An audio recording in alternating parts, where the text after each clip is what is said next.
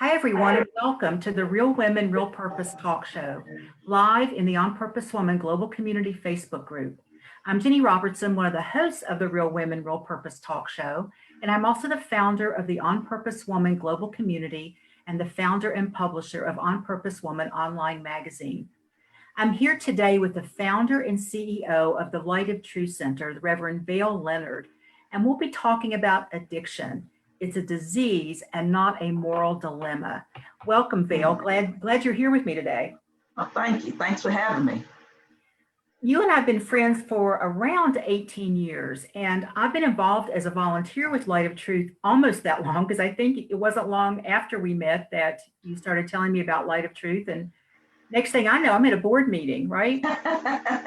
Exactly. It's been a good while now. We've been working together. That's great. It's all been very rewarding to me. And I'm excited to help spread the word, not just about the Light of Truth Center and the great work being done there, but also about your approach to addiction and treatment, which I think is pretty out of the box. And what I tell people is that, you know, you've been doing this for almost 21 years, and other people, other organizations are starting to go, maybe that's a good way to go. Maybe that'll work. So we'll get into that a little bit later. But for those of you who do not know the Reverend Vaile Leonard, I'm going to tell you a little bit about her. She is the founder and the executive director of the Light of Truth Center. And the Light of Truth has been providing recovery services for over 20 years for women in the Baltimore area. Under her superior leadership, Reverend Vaile has developed the Light of Truth into a full-service behavioral health organization that includes multi-level supportive housing options, treatment services, recovery educational programs, wellness programs, training, and meeting space facilities. Her drive, sincerity, vision, and business expertise has been the foundation of the organization's continued growth and success. And wow, when I read that, and I remember, you know, when I showed up that first time, there was one house that was just a couple of years old, and you had a huge vision. And before we really talk about how all this happened to be, I do want to add a congratulations for a recent honor you've received. And that is being chosen as one of the 2020 recipients of the New Thought Walden Awards. And I think I said to you, I don't think you know what a big deal that is, Vaile. Yeah, I'm just really grateful and humbled by it. That's it. It's an amazing honor. And so for those not familiar with the Walden Awards, they honor those who use empowering spiritual ideas and philosophies to change lives and make our planet a better place. And there are 20 recipients in 8 categories. And I'm going to say there's some people in with you this year that I really admire and have followed, like Greta Thunberg, Stark, the Reverend Ed Bacon, who's been on Super Soul Sunday a number of times, and Pema Chodron, and Justice Michael Williams, who has a great book called Stay Woke, and Ricky Byers and Lynn McTaggart. All people I've kind of followed for some time. And then they have the good sense to honor unsung heroes like yourself. And I think the category that you're being honored for is making an exemplary contribution to the understanding, practice, and meaningful expression of spiritually guided social activism. Wow. That must feel really good. Yeah. I think I'm getting it. You keep reminding me that it's a big deal, so I think I'm kind of getting it. Yeah, go back and look at some of the previous years, and your head will probably swell just a little bit. It's like, man, you were in good company. It'd be wonderful if they'd have a party one year and everybody could come, you know, and you get to meet all those really cool people. That would be nice. Yeah. So I'm thinking a good place to start with this would be your own recovery process. And I know, you know, we've talked about this a lot over the years.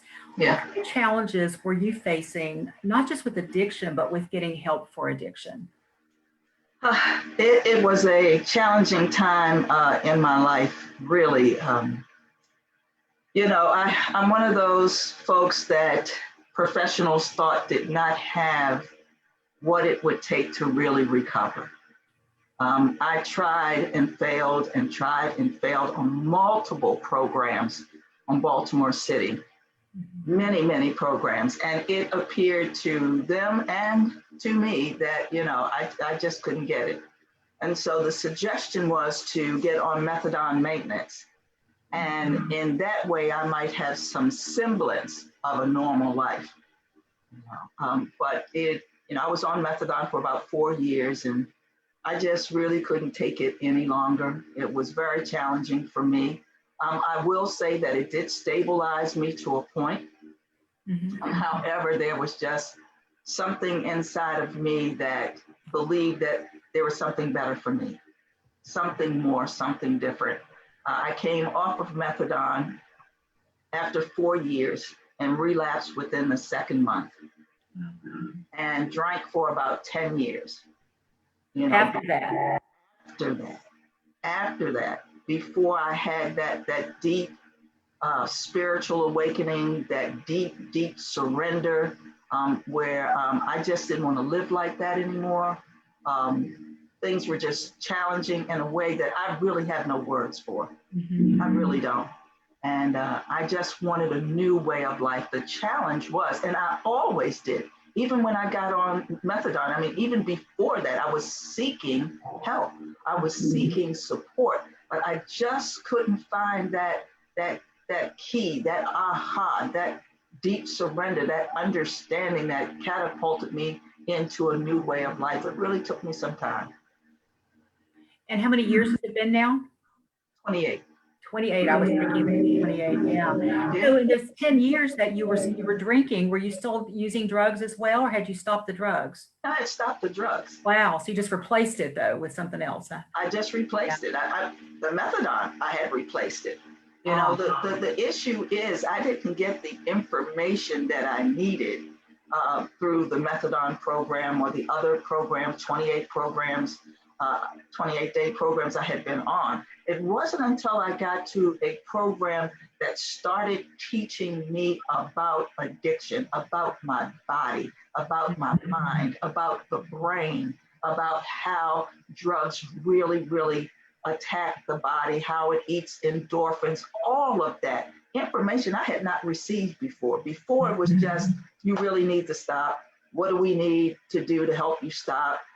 Conversations about my family and my past, and if I had been abused, and all kinds of information. But it wasn't until I really got to that place, that program that talked about neurons and, all of the brain activity and how the brain functions on drugs and how the body functions. And suddenly the light went off. It was like, oh my God, finally, I have the information to be able to make a change. Finally, the information coupled with true surrender. That was it. I've been clean from that day to this. Wow. So let's fast forward a little bit then from that point, and you're in recovery. You've been in recovery for a while, long enough to actually be sponsoring some people in 12-step programs. Yes. You told me a story about going to pick up one of your sponsors at the recovery house where they were living, and what happened when you got there. Amazing. And I hope I can get through the story, because it always makes me really, really emotional. But I went to pick up a sponsee from a recovery house, what was supposed to be a recovery house. And it was just in disarray. It was filthy. It looked like someplace where people used drugs rather than a place where people were recovering from drugs and alcohol. There were no curtains at the windows. There were shades. There were no bedding. The furniture looked like somebody found it in an alley. I mean, really, people were living like this, and it was just, it overwhelmed me. I had what I describe as a spiritual experience. I mean, on the spot, I was overwhelmed, and I began to just weep, not cry. I mean, I just began to really weep, and I thought, we can do better than this. Recovery is possible, and what is this? And so that was the spark deep down inside of me to do something different, to provide something different. And at the time, I had no idea of how. None. I just knew that we could do better than this. If we're going to provide housing and a safe environment for women to recover, we can do better than this, surely. Yeah. And that just started it. So that was the vision that you had, we can do better, but you really didn't at that point know what better would even look like or how you get to better, right? No, I didn't. I had no idea. I just knew that a spark had been lit within me, a flame started up, just flared up within me, that something has to happen. We must do something. I didn't know how I was going to do it. I didn't know where I was going to go. I didn't know who I was going to do it with, but I knew that something had to be done. It sounds like your divine purpose was revealed to you in that moment, right? In an instant, in that moment. And really, I have been on fire from that moment to this moment. I still feel the same way. We can still do better. We must do better. Oh, yeah. So you had this vision that was huge. Yeah. And you didn't know the how, the where, the when, the with who. No. What was the first thing that you did? How did you get going with that? Because I think there are people listening who have that kind of vision, whether it's for a nonprofit work or just for their life, for their business, whatever. What did you do? You know, it's funny because I went down this path, you know, that most people suggest when you want to start a business. Talk to other business owners. Talk to someone who is doing this.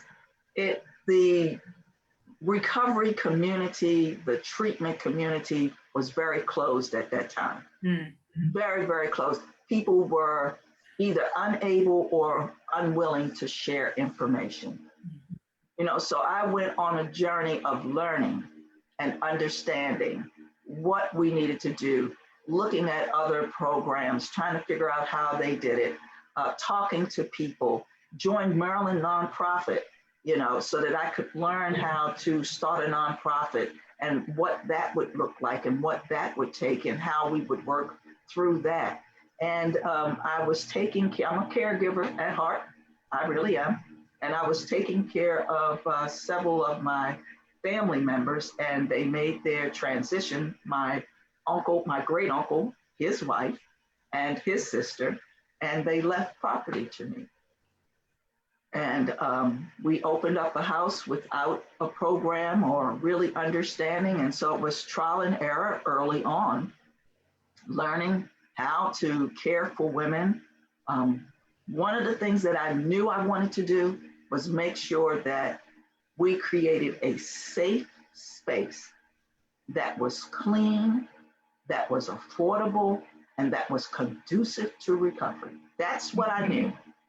Everything else we kind of learned over the years, growing and unfolding, taking classes, talking to people, going to seminars. It was just a process of growth and unfoldment. And the thing that's really odd for me is that it kind of mirrored my recovery.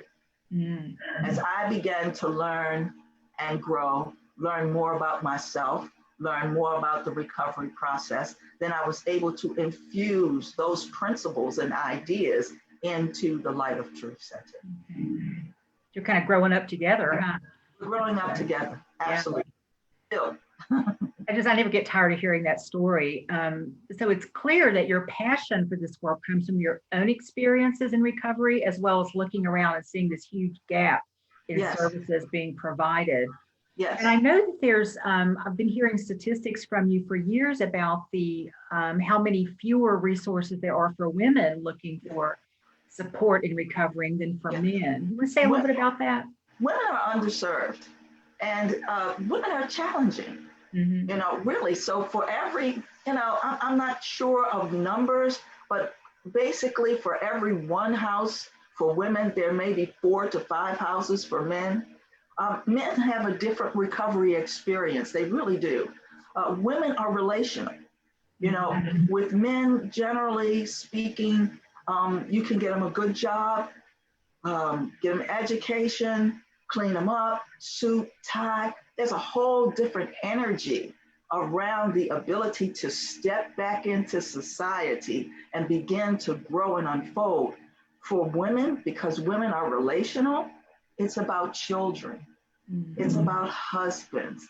It's about family. It's about self-identity. It's so many facets to supporting a woman in recovery that are so far beyond abstinence.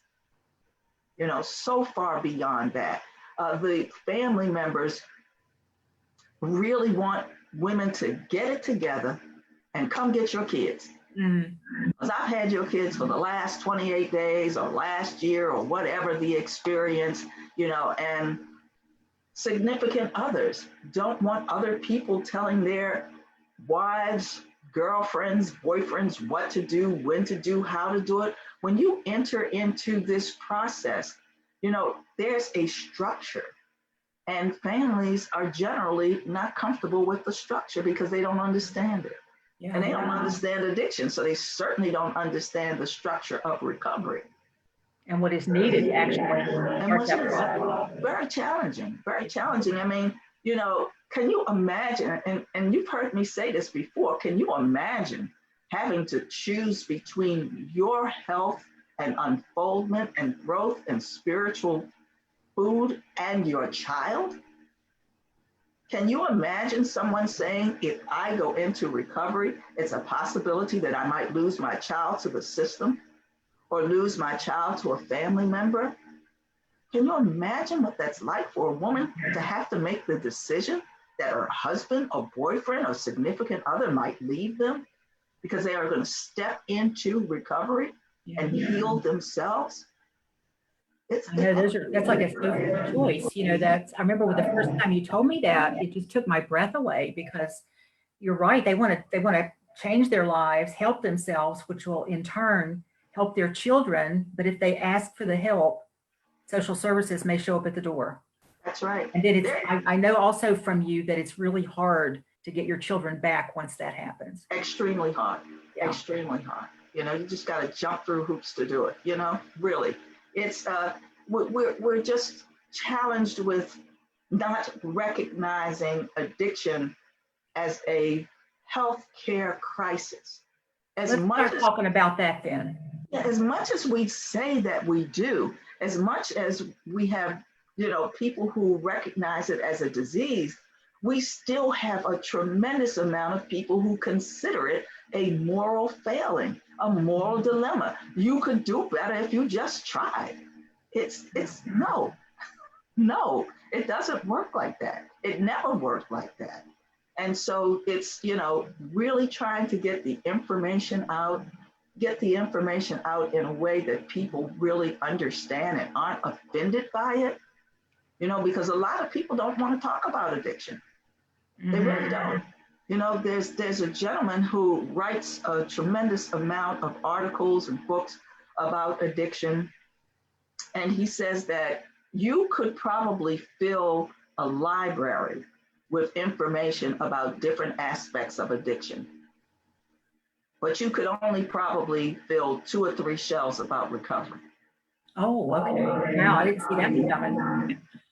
Yeah, because we don't talk about recovery. People are so fearful of addiction, thinking of, first off, addiction, alcoholism, addicts, alcoholics, substance abusers, substance use, we keep changing terms, have been demonized in movies, song, media, and other, ways of getting information about. So people still just don't get it. They think they do, but they just don't get it. It takes a lot to recover. It's a journey of self-discovery. It's, a person coming to an understanding of how the body works, how the drug works in the body. What do I need to do to be safe, to keep myself safe, to stay clean, to get clean and then stay clean? Yeah. And so it's just amazing. I'm sometimes just amazed at the conversations we have and how we begin to change language, and we want to change terms. And in one year, you don't use this term, you use another. In this year, we don't say addict, we say substance use disorder. Look, people are dying. Yeah. Period. Stop playing. I don't care what you call it.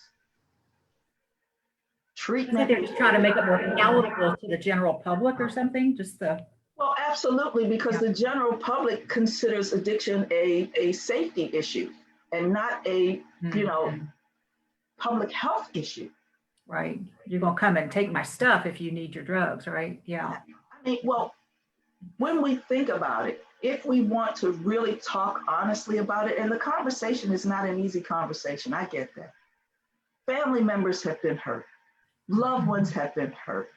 They've seen people in, attempting recovery, working towards recovery, and there's a very, very hard distinction for family members to understand the disease of addiction and active addictive behavior. There's a difference between the disease and the behavior. The behavior is what we develop over a period of time as a result of the addiction. The behavior is that which we create to maintain the addiction, but the addiction itself is about the way the brain works, the way the body works, that whole function. And we have difficulty making the distinction between the two. That's why we can lump it together and say it's a moral dilemma. Okay. Because of the behavior. So it's very, very challenging to talk in general about this without people being offended or have feelings about it. Mm-hmm. Or feeling judged too, right? Or feeling judged. Mm-hmm. I mean, look, we're a society that's built on drugs and alcohol. Come on now. Whether it's pharmaceutical drugs or recreational drugs or alcohol. So when we're talking about people who are addicted to people who are not, there's a sensitivity there where you say, are you telling me I can't drink? Are you telling me I'm the problem? No, some people can. There are people, quite honestly, who use drugs recreationally, but there are those of us who cannot. Mm-hmm. And it is not about willpower or morality. It's almost like having almost like having an allergy. Some people can eat strawberries, some people can't. You eat strawberries, you're going to have an experience. I drink, I'm going to have an experience. I cannot drink. I got it. Took me 20 some years to convince myself of that. I used for 20 some years, for 22 years, as a matter of fact. So, but I got it. Yeah. I can't drink. I can't drug. That's it. That's all. Okay. Makes life choices much simpler, doesn't it? It makes life for me wonderful. Mm-hmm. My sponsor used to say, "It's swell getting well." I like that. I've heard that before. Yeah. So today is a whole different day. I no longer live in that place of despair. I no longer live in that place of darkness. I no longer live in that place of isolation. Today life is good. Yeah. Well, that I quit drinking many years ago. I don't remember exactly how many because I'm not in recovery, so I don't get like chips or anything, but it's been at least 25 years. And I didn't quit. I quit because I made a conscious decision to quit because I had what I thought was an unhealthy relationship with alcohol. I didn't think I was an alcoholic, and I could go months without drinking. But when I did drink, I could drink instead of a glass of wine, I could drink a bottle of wine or sometimes 2 bottles of wine. Right. And then go a month or 2 later. But boy, the in-betweens were rough. That getting up the next day after you drink a bottle of wine or whatever. Yeah. And I realized I was doing it for unhealthy reasons as well. Yes. To not be responsible, to like not be me, just, a lot of other things going on. So in the process of doing work on myself, I made that decision. And I know just from that standpoint, some people I was, good friends with at the time, a lot of our socializing had been built around drinking. Yes. And they had a hard time with it. Yes. And wanted to like kind of call me out on it. And I tried really hard not to say, oh, I quit drinking. It was just, I would say, no, thank you. Oh, that's right. We don't drink anymore. And so it was interesting from that perspective. Now, today, I'm quite sure that I could sit down and have a glass of wine with dinner and that would be fine, but I'm not called to do it for whatever reason. Yes. And when you and I've had that discussion, you said you're not an alcoholic. Right. That's the distinction there. That is and the distinction. I quit and I never haven't even had a sip since then. So obviously it was easy. Now sugar's a different issue. See? I think I got some stuff with that. This whole bunch of, we've all got our own stuff. Yes. But I remember you telling me that you still have people who come around you sometimes who don't understand why you just can't have a drink after all these years. Yeah. Yeah. Family, friends, social events, cookouts, I've had family members say one beer is not going to hurt. You can't have one beer. No, no, I cannot. Some people can, I cannot. One beer, I don't know exactly where that would lead me. I don't know where I would end up. Really, nope, can't do it. Nope, been there, done that. Yeah, I'm convinced I got it. Well, remember that beach retreat that you went on a number of years back? Had that beach retreat for entrepreneurs, and people broke out some wine and all. And you told me later that you walked by a glass of wine and you smelled it, and for a moment you thought, I could have a glass. Surely. And yet your higher self prevailed there. Yeah. I guess that's how tenuous it is, no matter how long you've been in recovery, right? Yes. You've got to be vigilant with yourself. I'm very vigilant. I don't play with it. I've stopped having the conversations, quite honestly, where I try to convince people why I can't drink. I'm clear why I can't drink. I'm no longer having that conversation. People don't have no understanding of how the brain can actually emotionally hijack you in an instant. I can smell something, hear a song, smell a match, the sulfur in a match, and my body actually, I'll have salivation and stomach flipping and the whole 9 yards, in an instant.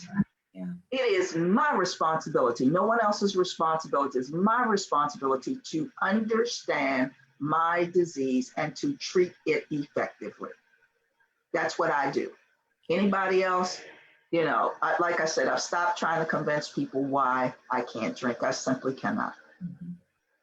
Well, I think that's a great entry then into why you're so good at what you do with Light of Truth, because you've lived it. You've been innovative with your own life, with how you approached recovery. And don't you just want to sometimes find those people who told you didn't have what it takes to recover and just go, nah, nah, nah, nah, nah. Look at us now, right? You know what? That has crossed my mind early on. Not so much now, but before. Yeah, you're a little more grown up than I'm being right now. Yes. It was so many people that said I could not recover. That's a heck of a thing for somebody to tell you that you cannot, that you don't have the ability or the skills to recover. That's just a horrifying thing to do. I hope that people have in the industry and has grown beyond that, where they stop telling people that. I believe everyone has the ability to recover. I think everyone has the right to recover.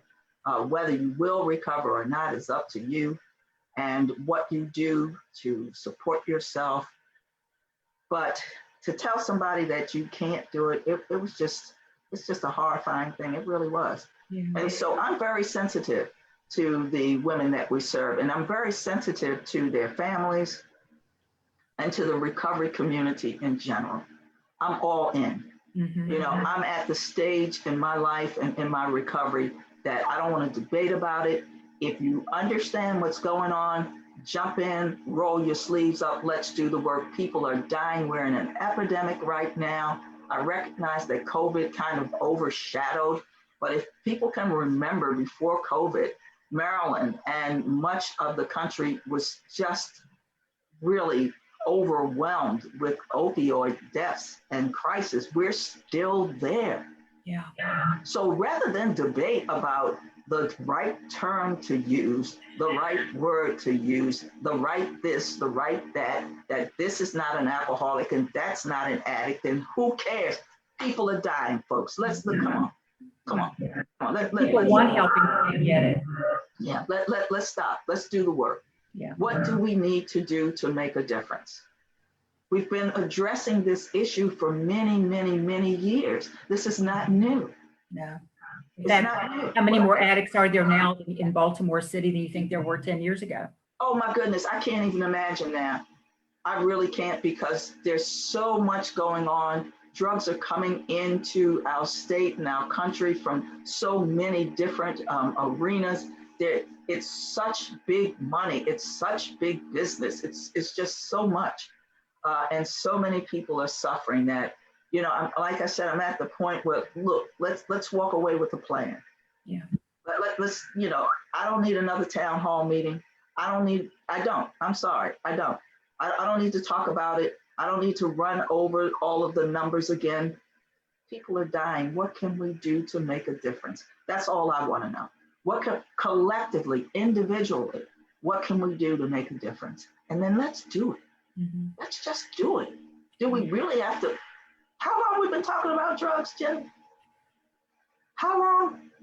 Well, I've been in the city since 1973, and it was a big issue then. Yes. And so prior to that, I'm sure it was as well. So yes. And then we go through these different changes where, heroin takes the forefront and falls back, but it's still there. Cocaine takes the forefront and then it falls back, but it's still there. Mm-hmm. Crack takes the forefront and then it kind of falls back, but it's still there. Fentanyl, killing people left and right, takes the forefront, but everything else is still there. What must we do? Yeah. Are you telling me? Right? But think about it. With all the intellect and all the gifted people here, let's just talk about Baltimore City, the doctors, the technicians, the clinicians, the recovery coaches. And you're telling me that with all of us here, it's not enough of us to come up with a solution? I find that difficult to believe. Mm-hmm. And you're not accepting it either. So. I'm not accepting it. I am not. And that's why the Light of Truth is on the front line. I know we're grassroots. We'll stay grassroots. I got it. Well, talk about why it works. What's different about Light of Truth? And some things have never changed from day one. Well, and I know that the focus has always been on the women we serve. Period. First. Period. That's it. Period. It's not about outcomes. It's not about do they get a job. It's about are their needs being met so that they can recover. Absolutely. We talk, like I said, we get these buzzwords and, we talk about person-centered. We were person-centered 20 years ago when it wasn't popular. Yeah. Really. Let's do whatever it takes to support a person to be successful. We are not a cookie cutter program. Every piece of it has to be individualized and special to the woman that we are serving. That's one of the things.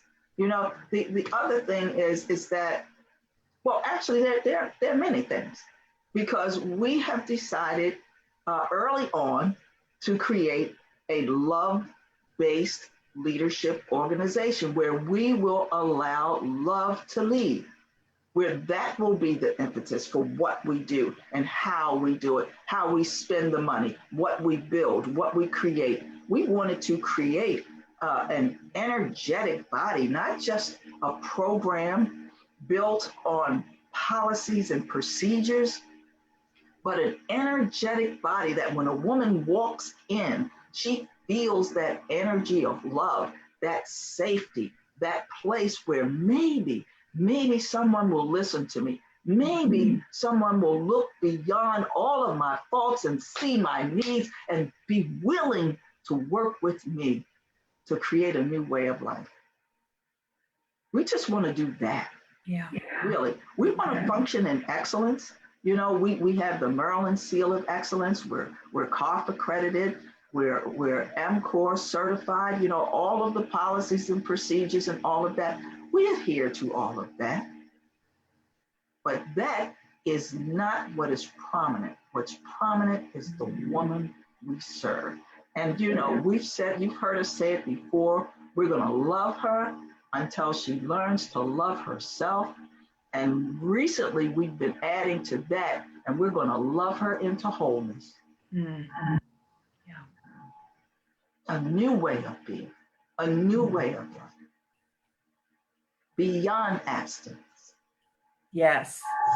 Because abstinence means you're not doing the drugs or the alcohol. It doesn't mean that your quality of life has changed, right? Tip of the iceberg. Mm-hmm. Yeah. Tip of the iceberg. We're talking about changing a person from the inside out, where a woman begins to heal and grow in a way where she begins to love herself and she can love others as well. Yeah. You know, where it becomes that win-win scenario from me to we. That's where we have to be, from me to we. Yeah. You know? Service, sacred service. Mm-hmm. I tell people all the time, if you want to help folk, we're the wrong organization. If you want to serve somebody, come on down. Mm-hmm. Yeah, huge distinction. Huge distinction. I'm helping you. I have an expectation of change. I have an expectation of you doing better, being better, according to my understanding. Sacred service is simply showing up, being fully present, fully available, and willing to be supported. Yeah. You know, I brag a lot. And I don't think I mentioned that I'm the board president for Light of Truth, and that this is my third time being the board president over the last 18 years. And so I brag, I have some bragging rights, I think, and I brag a lot about, you know, you mentioned that we've got a lot of certifications. You know, I think we have halfway house certification. The CARF thing is huge. Yes. And you've been told by many organizations who have lots of paid staff that they won't go after some of these things that we've done with just a couple of paid people, mostly volunteers. Mostly volunteers. I think that right there speaks to your passion, your drive, you're holding the vision because you attract people who see the reason why they would want to give, why they would want to serve, why they would want to be part of this, because it makes a huge difference. I mean, I've seen women, somebody I knew who came in right after I started hanging out with you and volunteering, who is now, you know, has a great job, is running stuff, is just out there, you know, making speeches and being just a pillar in the recovery community. And there are lots of stories like that. Yeah. Because one of the things, Vaile, you don't have a time limit. I don't require them to have any money, though it's nice when they have some, but we don't turn them away, right? If they don't have any funds. We're not turning folk away. Mm-mm. If a woman has a true desire to recover, we're going to figure it out. We're going to work it out, and but we're not going to turn her away. We're just not going to do that. The time limit thing, you know, in most arenas today, it has come to the belief that a woman or a person in recovery should come in the door, and then 6 months later, they should be out the door. And 6 months in my recoveries, I was cold crazy. Can't imagine if somebody had let me go after 6 months, what I would have done. So I believe that that's deeply flawed. Now, that's my personal belief. I have nothing to base that on other than my personal, deep-rooted belief that 6 months in, 6 months out is deeply flawed. I can't imagine what someone would learn or come to understand, what skills would be developed, what new things would be learned that they can use in 6 months that will carry them through their recovery process. They're not even finished detoxing yet. It takes the body more than a year to purge itself of certain drugs. So where am I in 6 months? So something I learned from you, which I thought was just amazing, is that you told me that the age that someone is when they start getting sober and clean is the age that they are when they start using drugs or alcohol is the emotional age they will be when they go to get clean. So if somebody started using at 13 and now they're 50, they're going to have the emotional,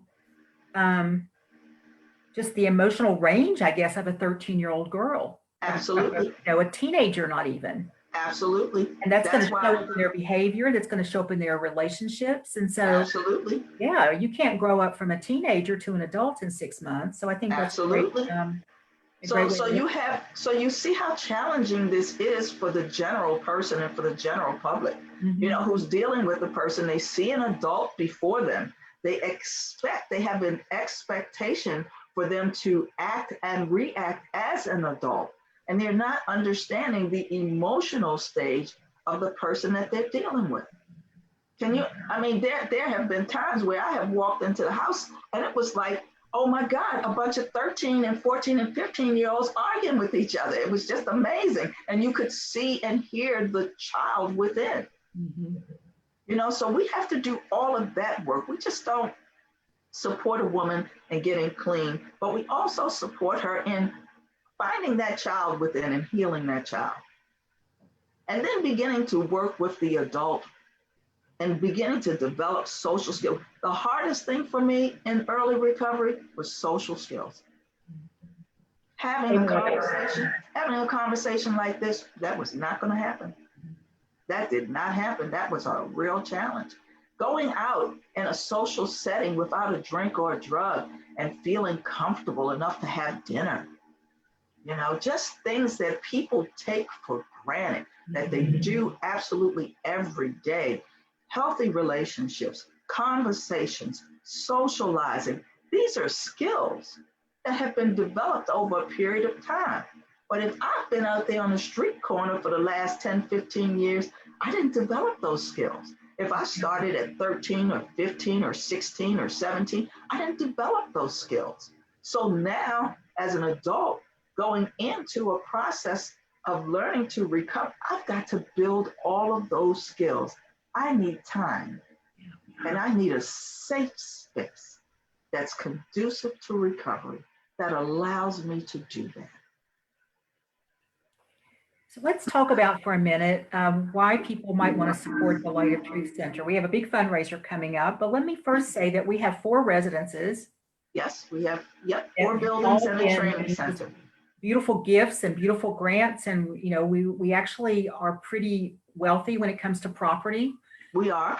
Cash flow is always, you know, a challenge, but we've got stability though under us. We have stability. Yeah, and we got a training center that we're starting to get some interesting things going on there. And some of the programs, like I say, have just been, you know, once they get more footing under them, they're going to be some income producing things to sustain the Light of Truth Center in a bigger way. Because as we found out over the years, you know, you can't count on a grant. Like I've said, I think I said this early on, the grant should be the icing. I love it. I was hoping you would say that. I was hoping you would say that because I love that. That really changed the perspective of the board when you said that the, you know, the grant should be the icing on the cake, not the cake. Mm-hmm. And so we have created multiple streams of income that will sustain and support the organization. And so it's very important, the fundraisers that we have, because there's a lot of general funding that we have not gone after. We have not gone after any foundational monies that have strings attached. Mm-hmm. We have not gone after any foundational money that says you got to do 6 months in, 6 months out. There are things and reasons why we have not gone after the big grants, but we have created a structure and infrastructure that will sustain and maintain the organization. It's innovative, it's different. Most people don't do it, but it's the way that we wanted to go so that we would have the freedom to serve the women in the way that we choose. Mm-hmm. And that it is based on love, that it is not punitive, it is not judgmental, it is not critical, but it is loving and caring and supportive. Wow, that would be a great place to stop, because I want to say more about the fundraiser because I want help. I want some help with that. So some of the people listening and watching have not only heard about the clothing sale that Don and I have been doing for the last 9 years, but have helped, have participated, have purchased, have donated. And it was one of our big fundraisers, one of our 2 big fundraisers. And we had to cancel that because of COVID. It should have happened early May. Yes. Our other big fundraiser is our annual gala, which will be happening this month. By the way, everybody, September is National Recovery Month. Yes, it is. We had to cancel that. And so we are doing our first ever virtual, online, on Zoom fundraiser, an event happening next Friday, the 25th from 7 to 9:30 p.m. Tell them what's going to happen there, Vaile. Well, we wanted to create an energy. We missed the clothing sale. That was a challenge for us. I have to say I'm grateful that we have been able to continue to stay open, have groups, provide services during COVID. Mhm. I'm so grateful. Many organizations were not able to sustain, but we're still here. But we missed that clothing sale. That's a big fundraiser for us, and the gala that we have. So this year, we're going to try something different as a result of being in these unusual times, and we're going to have a live concert and an array of different music, um, different genres, jazz and folk and new thought music. And we're just going to have a great time, just like we usually do when we come together. Because what we recognize, we may not physically be together, but the energy that we create together will be the same. Yeah. Enthusiasm, the excitement. We have a woman who has been through our program and is doing great, who's going to talk about her experience at the Light of Truth Center. So we're just going to have a good time together and share recovery, share music, and spend some time together. And the theme for the evening is Surrender to Love. Surrender to love. And I know some of the artists, their songs are going to be kind of have a theme around that. So I think it's going to be a fun evening. And I will be opening the program at 7 o'clock with just a 5-minute opening and welcome. So come and see me, everybody. I would love your support. Yes. It's going to be an online auction at the same time. So here's what I need. I need some more auction items. I would love to get some restaurant certificates, even if it's just for carry out, but restaurants will be open again one day. If anybody's got a beach house or a mountain property or something you'd like to donate for just a weekend even, that we could auction off and make some great money for Light of Truth. Also, the fundraiser is free to attend. And while you're there, you can have the opportunity to donate to Light of Truth. We'll have links for you to do that. We're going to have a 50-50 live 50-50 raffle live. You can get tickets to that. And again, the online auction will provide some additional income. So I think we have the opportunity here, since people don't have to be local to show up, that we could just spread the word and get all kinds of people, there, or at least looking at the recording later and giving and helping us with this. Imagine if everybody who just heard about Light of Truth over the next 2 weeks just even gave $10. Imagine the impact we would have. That would be marvelous. That would be marvelous. Yeah. So Vaile, thank you. Is there anything, what would be the last thought you would like to leave people with about this idea of addiction is a disease, not a moral dilemma? It truly is a healthcare crisis. And I invite you, any of you that have a desire to make a difference, to join us, to work with us, to influence policy, to change public view, and to make a difference, a meaningful difference in the recovery community. Join us. It's time. Yeah. And let me just throw in, there's a number of ways we can also use volunteers. If you've got a gift of something that you're good at, that you'd like to share with the women, if you're a coach, if you do personal growth work or spirituality work, or, we had somebody come down and teach the women how to coupon. How to save money using coupons, and just because she's an avid couponer. So it's just some kind of skill, because remember, a lot of these women are still 15 years old, and they haven't had the opportunity to learn certain things and how to be in the world that, like Bill said, a lot of us just take for granted. Yes. So my friend, thank you for being here. And let me just thank all of you for joining us for the Real Women, Real Purpose talk show. We've been live in the On Purpose Woman Global Community Facebook group.